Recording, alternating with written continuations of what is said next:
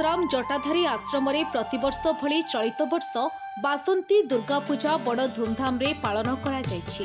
रीतिनीति अनुसार बेलबरणी करा जाई मां बेल रूपिणी को आवाहन करा जाई मां दुर्गा को चक्षुदान करा जाय थाए।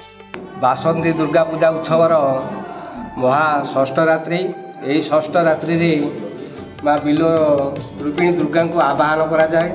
प्रथम घट स्थापन करी पूजा करा जाए, तापरे मां बिल रूपिणी दुर्गा को आवाहन करी पूजा करा जाए एवं देवी जय दुर्गांकर चक्षुदान करा जाए। मां सप्तमी रे घटादिवास कर्म हम एवं घटादिवास कर्म सैले मांकर आवाहन हम एवं विभिन्न मंडल पूरा पूजा करा जाई मांकर षोडशोपचार पूजा करा जिवो।